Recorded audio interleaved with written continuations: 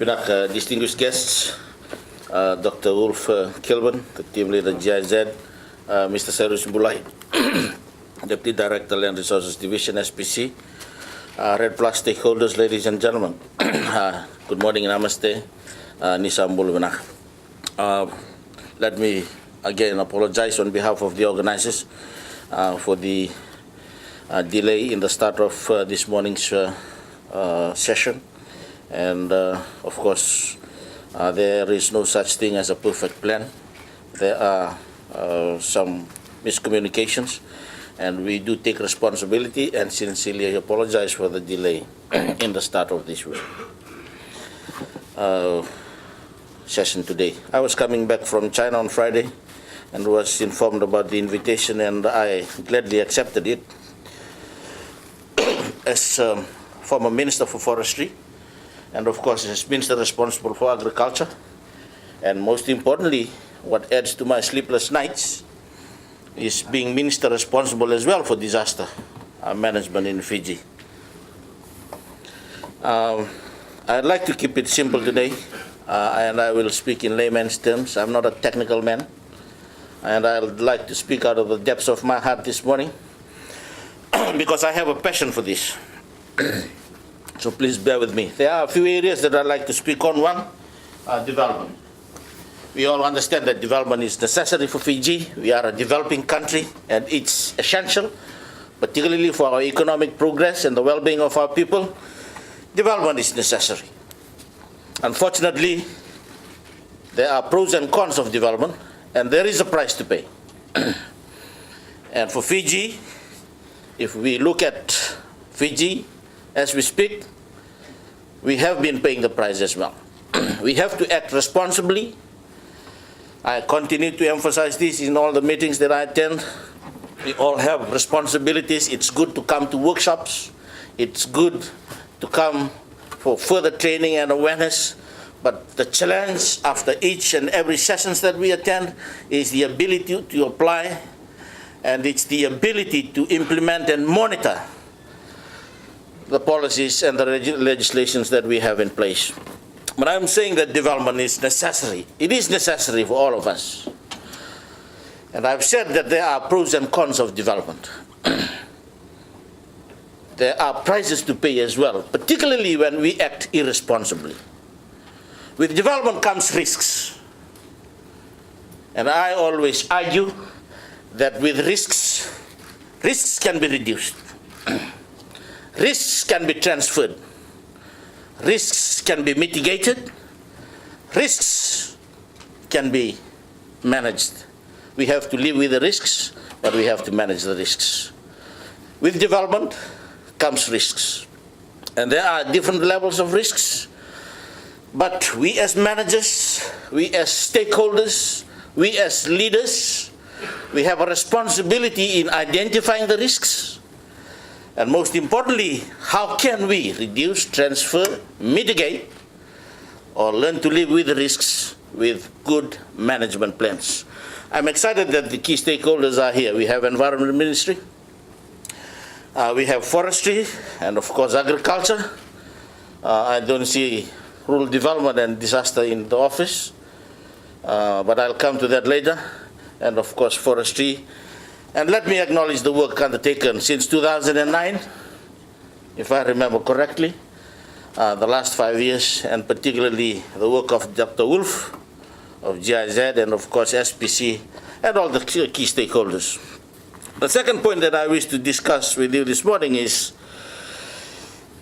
because of development that has taken place over the years, not only locally but regionally and globally as well, we in the Pacific particularly, including Fiji, we are in the most vulnerable, and we are the worst affected when it comes to climate change and disasters. I'll say that again. We, unfortunately, while we may be enjoying development, there is a price to pay, and climate change and disasters are no longer emerging issues. They are real issues affecting us, and we are amongst the worst affected regions, and we are amongst the worst affected communities when it comes to climate change and disaster risk reduction. But there are solutions. I always liked what Dr. Muhammad Yunus coined as the double bottom line when he was looking at poverty issues and development, particularly in the Asian region. And particularly for our stakeholders who are here today, it's time that we look at the double bottom line. And the double bottom line, according to Dr. Muhammad Yunus, is reaping corporate benefits and at the same time looking at our social responsibilities. I've said that development is good, and we are reaping the benefits, but at the same time, when we're looking at the double bottom line, according to Dr. Muhammad Yunus, you have to seriously look at our responsibility, our social responsibility. As alluded to earlier by Dr. Wolf, 20% reduction. And you have seen in the video the implication, the effects, and I think seriously we need to look at how we are adjusting within the dynamics of the environment that we are in today. Let me speak to you this morning, and perhaps this is the crux of what I want to tell you this morning, wearing my hat as the minister responsible for disaster management. REDD Plus was the missing component in the last 2 weeks of the meeting that we had. And probably this week we will call the REDD Plus Steering Committee into a meeting. Under the umbrella of the Disaster Management Act of 1998, we have what we call the National Disaster Council. I am responsible for the National Disaster Council as chairman, and we have 3 committees: the Training and Awareness Committee, the Mitigation Committee, and the Emergency Committee. It's good to have committees. Like I said, it's good to come to workshops. But the committee has responsibilities as well. And we need to look at these responsibilities seriously. We have initiated meetings for the Disaster Council, and in the process we are looking at also initiating the meetings for the various committees, particularly the Mitigation Committee. I've looked at solutions for Fiji in terms of climate change and disaster risk reduction. And I emphasized in the meeting that we had previously, there is a lot of focus on what we call engineering solutions. Because when we're dealing with climate change and disaster risk reduction, these are the 2 broad areas when it comes to solutions. We have engineering solutions, but we seem to neglect what we call ecological solutions. And this is where REDD Plus fits into the picture. And this is why REDD Plus is so important to all of us. Because we all know and understand the importance of our forests, in terms of the biodiversity, in terms of the food chain, in terms of watershed management, and the list goes on. So I emphasized in the previous meeting that we had, engineering solutions are good, but it comes with high costs as well. You can't fight nature, but you have to live with nature, and you have to adapt to nature. And I for one, am always interested in what we call ecological solutions. It's, when it comes to economizing, it's very economic, least cost. And at the same time, nature adjusts well to nature itself. And we seriously in Fiji, although for some they badly need engineering solutions, but I would strongly recommend that we look at ecological solutions seriously. Because with ecological solutions, as I've stated, in terms of economizing, we can divert most of the funds that we have for other development projects. But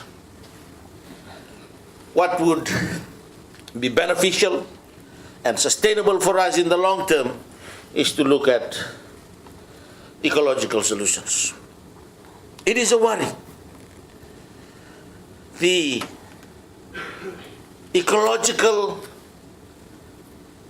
balance is something that concerns me at this stage. After Cyclone Evans, the French government offered an aircraft for Fiji to do the aerial survey. I did the flight paths and the plans for the crew, and the first area that I assigned to them was to go to the west. Go up the hills of Tukuraki and the... What are the causes to the landslide? What are the causes to the flooding that then eventually destructed most of our infrastructure, motor bridges and others? As I've stated earlier, development comes with a price. We got rid of the forests. We have mountains that are bare. And this is the same as well. When I was in forestry, I continued to ask the PS and the conservator, indigenous species depleted over the years. Some people have enjoyed the benefits of logging the indigenous species, but what are we doing in terms of reforestation? Ecological solutions. And I would like to commend the work undertaken by REDD Plus and of course forestry and of course other stakeholders, SPC. Fiji needs a lot of ecological solutions if we are to be sustainable and of course mitigate the effects of climate change and thus reduce the risks of disasters. We have been spared from the wrath of Cyclone Pem, and as we speak we still have about 50 or 48 of our men and women in Vanuatu, and probably we will be extracting them out of the area next week. And the intensity and the severity will continue to increase. I am concerned about what are we going to do now in order to reduce, transfer, mitigate, or manage the risks better for Fiji. Let me emphasize responsibilities. As I've said, it's good to come to workshops, but what do we do after this? Agriculture, what are you going to do after this? You get rid of the forests because of expansion in agriculture, but what are you doing as well in terms of mitigating the risks that are involved? I see education in the building today. I always emphasize that we unfortunately did not make good use of the decade from 2005 to 2014, which was the decade of education for sustainable development. 2005 to 2014, according to the UN calendar of events, was the decade of education for sustainable development. For development to be sustainable, it takes people to take responsibility in order to realize the benefits, and not only that, but to enjoy the environment in the years to come as well. When we act irresponsibly, we are compromising the future of our children. I recall the words of the UN paper in 1983 on sustainable development. Sustainable development in the UN calendar is defined as meeting the needs and aspirations of today without compromising those of the future. That's sustainable development. Meeting the needs of aspirations for today, which is good, but without compromising those of the future. Decade of education for sustainable development, what are we doing? Education, training institutions, schools particularly, are not only centers for academic excellence. This is where the awareness starts. It has to be our children. They have to take this seriously. And I hope that all the stakeholders will take responsibility. I know that there are a few policy documents that we still have to finalize, particularly on the land use policy. And let's work together on this in order to get things moving. I think I've said enough. What we need after this is aggressive awareness. Let's all take ownership of this. As alluded to earlier by the two speakers, REDD Plus is not about forestry only. I always say and argue, particularly in the area of disaster management, it is a collective responsibility. While government has the primary responsibility, but that responsibility is a collective responsibility. Because there is no government without community. There is no government without institutions. There is no government without organizations. And this is why aggressive awareness, let's all take responsibility so that we can reduce the level of risks. Ladies and gentlemen, thank you for inviting me, and I have much pleasure in declaring this workshop open.